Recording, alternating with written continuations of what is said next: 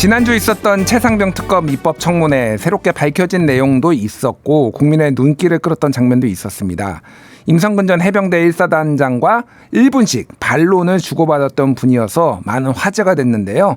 최상병 소속 대대장이었던 이용민 중령의 변호인 김경호 변호사 전화로 만나보겠습니다. 변호사님 안녕하세요. 네, 안녕하세요. 김경호 변호사입니다. 예. 아니 약간 감기 몸살에 걸리셨다고. 약간 몸살 기운이 있고요. 지금은 출장 복귀 중이라 차량이라 야계를 구합니다. 예, 알겠습니다. 몸도 안 좋으신데 일단은 전화 인터뷰 응해 주셔서 감사드리고요. 일단 청문회 얘기부터 좀 해보겠습니다. 속 시원하다. 굉장히 AI처럼 원고도 없이 또박또박 말씀을 잘하신다. 이런 평가도 나왔는데 좀 보셨는지 어땠는지 모르겠는데 총평부터 좀 들어보겠습니다. 일단은 크게 박정훈 대령 외압 규명과 그리고 고 최병 사망 원인 규명 이 두 가지를 놓고 진실을 가리기 위해서 선서까지 거부하는 자들이 있었는데 주권자 국민 입장에서는 어느 정도 속 시원한 그런 청문회였지 않았는가 그렇게 평가해 봅니다. 일부에서는 좀 답답하다라는 평가도 있었지만은 특히 이제 변호사님하고 임성근 사단장하고 이제 토론 주고받은 질의응답이 조금 주장을 반박하는 형태가 좀 이렇게 인상적이었다 말씀을 해주시는 분들도 있더라고요. 제가 그 부분은 좀 좀 질문을 드리겠습니다. 수중수색을 최상병 순직 당일 저녁에 알았다는 임 전 사단장의 발언을 허위라고 지적을 하셨는데 특히 이를 뒷받침하는 녹취를 추가로 공개를 하셨습니다. 어떤 내용인지 좀 설명해 주시겠습니까? 녹취 관련해서는 바로 쟁점이 지금 2023년 7월 19일 19시 10분경에 자신의 부하들이 수중수색한 사실을 인식한 시점을 그렇게 청문회에서 얘기했습니다. 그래서 제가 청문회 당일날은 오전 10시 46분에 이용민 중령과 참모장은 사단장의 오른팔입니다. 참모장과 통화하면서 벨트 아래까지 수중수색 간에 사고가 발생했다고 통화가 있었고 그렇다면 정상적인 지휘체계라면 사단장에게 보고를 했을 거다. 그 점을 이야기하기 위해서 녹취 하나를 공개했고요. 그 다음 날 녹취를 공개한 건 바로 참모장과 통화한 2분 후에 사단장과 직접 통화해서 수중수색 간에 사고가 발생했다. 그 보고하는 녹취를 공개한 겁니다.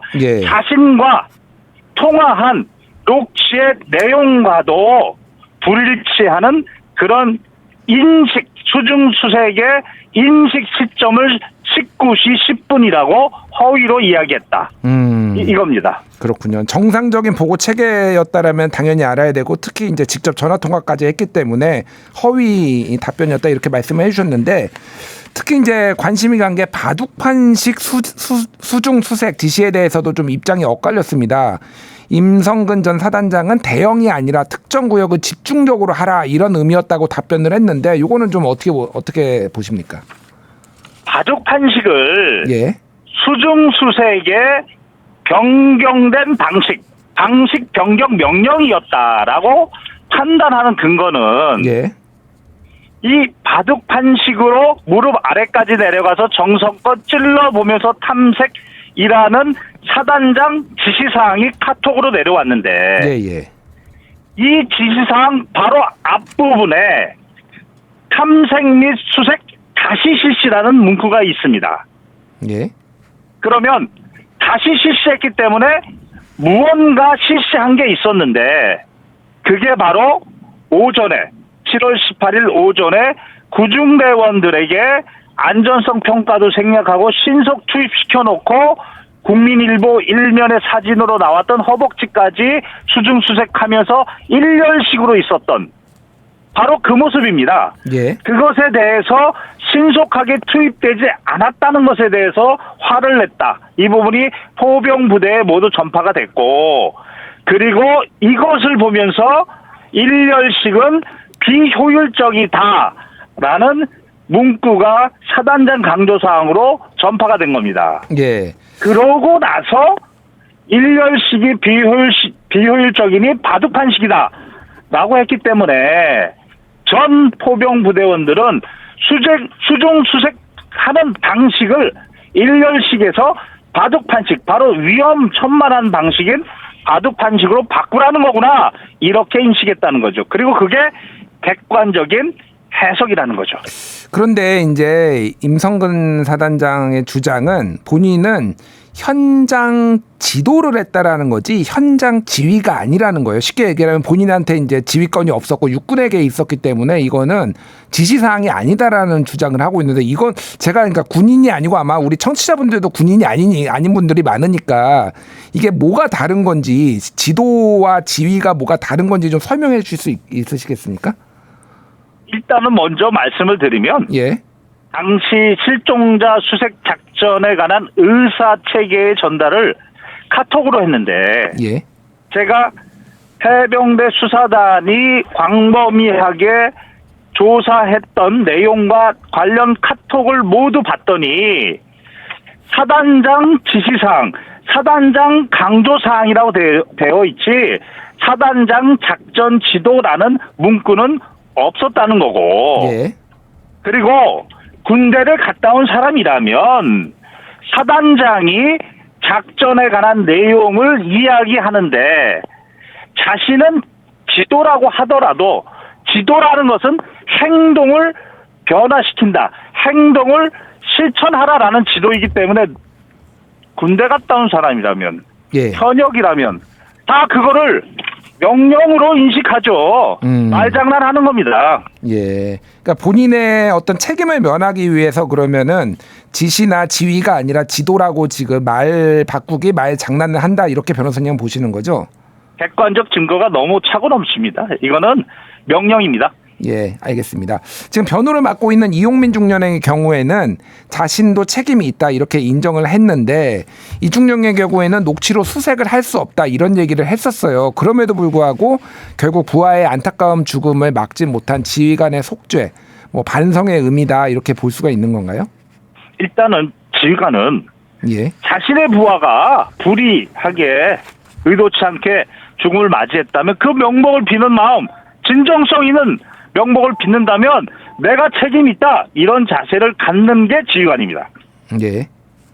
다만 이용민 중령의 고유 가실이 있다면 그 당시에 로프를 확인했어야 되는데 3개 제호 중에 2개밖에 없었고 1개 조는 준비를 해라 라고만 지시를 했고, 그리고 로프가 있는 조는 간부가 몸을 묶고 위험한 곳에 서 있고 병사들은 그 안쪽에서 수색하라라고 지시를 했으면 실제 그날 그것을 감독해야 했습니다. 예. 따라서 로프가 없었던 조에 대해서 감독이 소홀했고, 실제 로프가 있는 곳에서도 위험한 곳에 간부들이 서 있는지 감독을 했었어야 되는데 그 부분은 소홀이 맞습니다.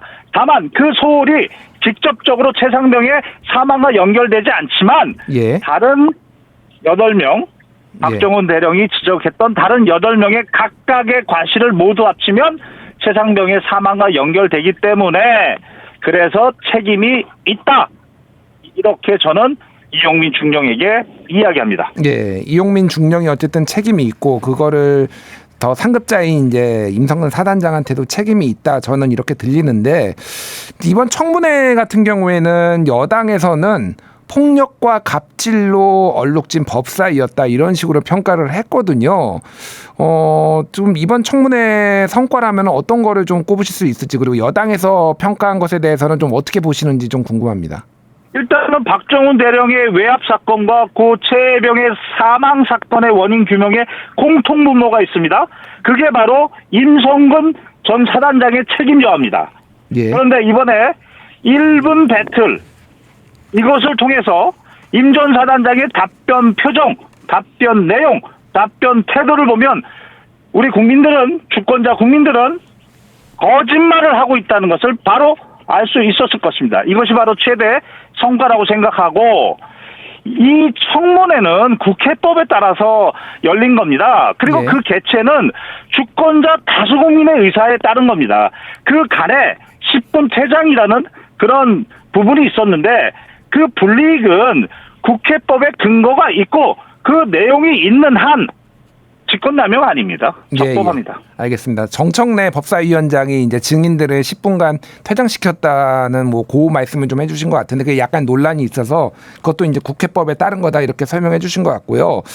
그 언론 보도를 보니까 한 예비역장 해군 장교가 청문회를 보고 변호사님한테 메시지를 보내왔다라고 하는데 이거는 어떤 내용인가요?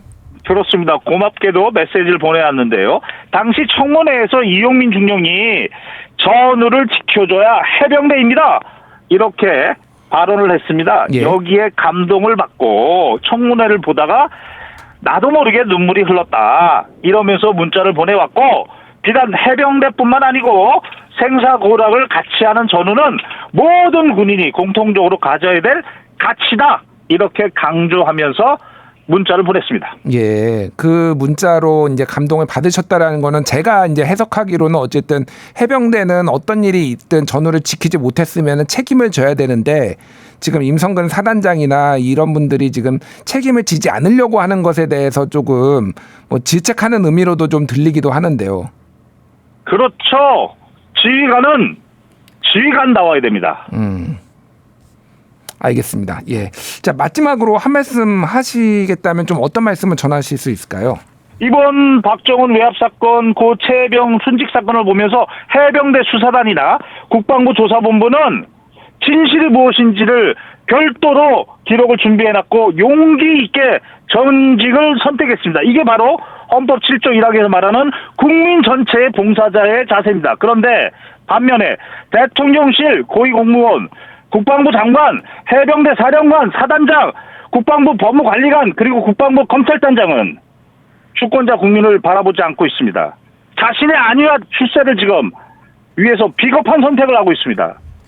이 조직 문화, 국민 전체의 봉사자이어야 한다는 헌법의 이 명령에 따른 조직 문화 너무나 후진적입니다. 이번 특검을 통해서 이런 분들은 모두 책임을 끝까지 묻고 연금을 박탈시켜서 추후 이런 위법한 동조 은폐 조작 몰락당한다. 반드시 교훈을 줘야 한다. 끝으로 이 말씀을 드리겠습니다. 예, 국민에게 봉사해야 된다라는 헌법 조항까지 말씀해 주셨습니다. 오늘 변호사님 말씀 여기까지 듣겠습니다. 김경호 변호사님 감사합니다. 감사합니다.